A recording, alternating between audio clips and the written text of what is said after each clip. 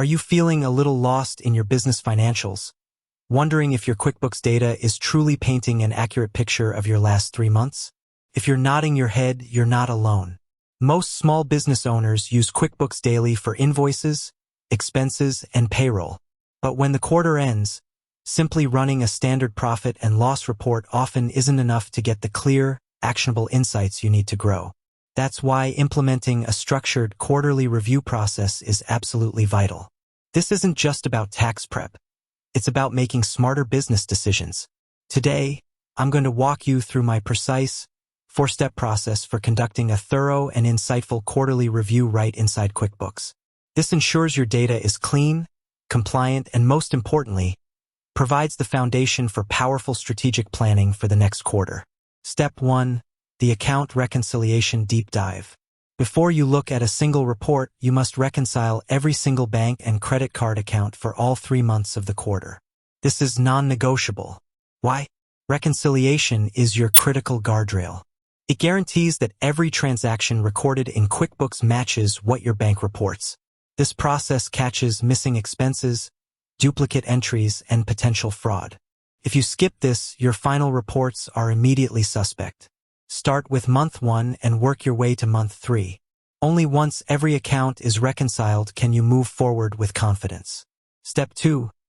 Cleaning up the balance sheet. The balance sheet is often overlooked in favor of the P&L, but it holds the keys to your company's health. You need to review and adjust key accounts. Accounts receivable, are scanned for old, uncollectible invoices. If an invoice is truly never going to be paid, it needs to be written off as bad debt so your revenue isn't overstated. Inventory. If you track inventory, perform a physical count and adjust your QuickBooks inventory asset account to match the reality. Fixed assets. Ensure any new, large purchases, like a new computer or equipment, are correctly recorded as an asset, not just a simple expense. A clean balance sheet gives you an accurate view of what you own and what you owe. Step 3. Reviewing the profit and loss, P&L statement. Now for the main event, your income and expense accounts.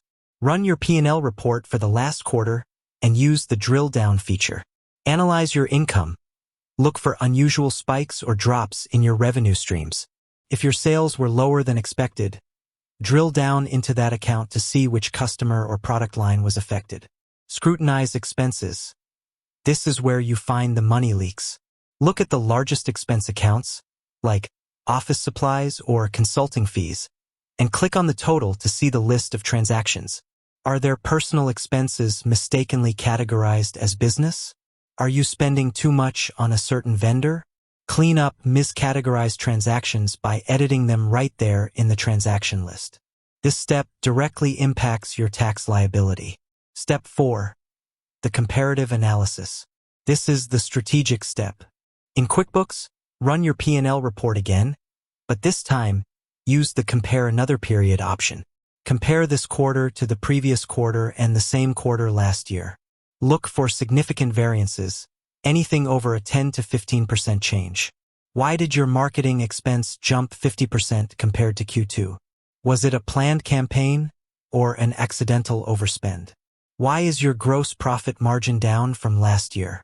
By asking why and investigating these comparative differences, you translate data into actionable insights for the next 90 days.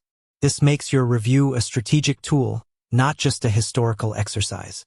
Implementing this 4-step quarterly review process ensures your QuickBooks data is reliable and transforms it from a record-keeping necessity into a powerful decision-making asset.